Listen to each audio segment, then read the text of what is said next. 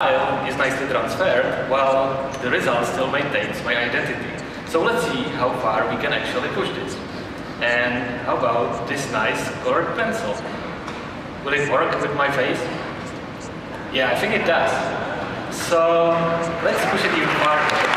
And if we help me just around the corner, let's see what we can get. Wow.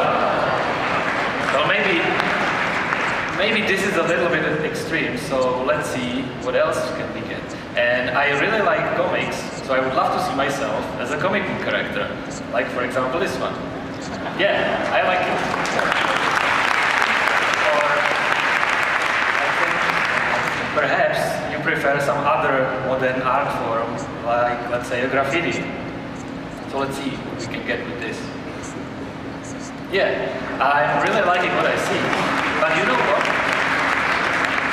You know what? This always looks so much better if you have a handsome model. So let's see what other faces do I have here. Okay, yeah. Let's try this guy for a change.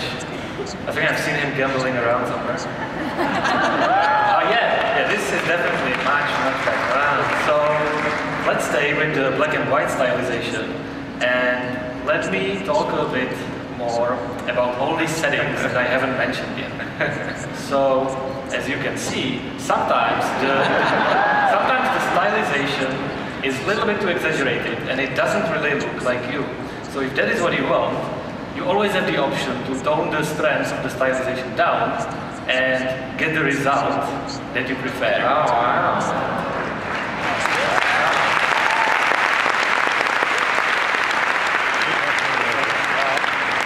This is even more useful if you have a very wild stylization, like for example this one, that doesn't even have a human face in it.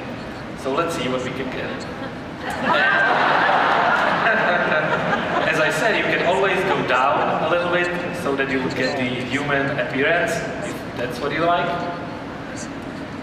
Or you can go the other way around and make yourself Lion King or perhaps Ninja Turtle as well.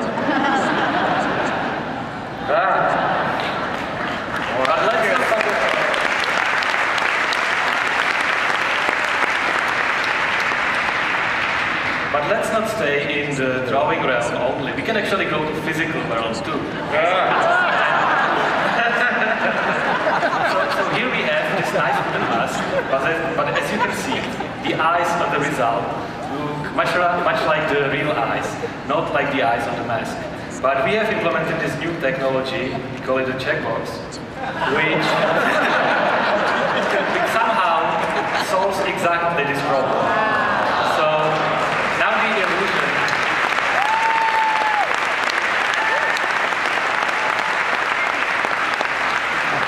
So now the illusion is almost perfect. So let's try some other physical material, like for example this statue, which in fact is quite a hard case. So let's see what we can get. And keep in mind that this is all computed in real time. So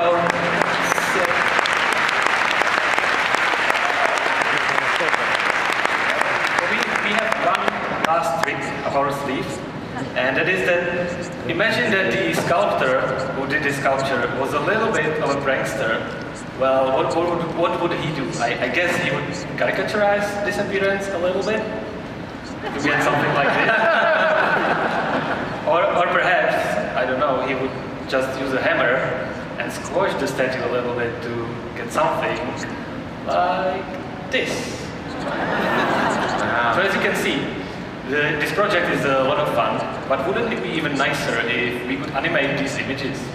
And spoiler alert, we can. I guess that you guys have heard about character animator, right? Okay. I think I saw like a hand or two. So let's switch to character animator. And you can see that it's actually picking what I say, and I am driving this puppet, although the ambient sound here is a little bit distracting. And this only took me a couple of minutes to create these scenes with PuppetTron. So here I am as a guy from a classical painting, so I can enjoy my outfit from whatever century that is. Or I can turn myself into another engraved illustration. And now I can finally play with all my cards.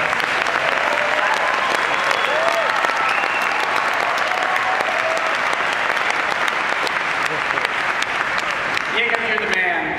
That's awesome. Yeah, thank you. It's actually getting his webcam feed, so it's actually changing based on This is real.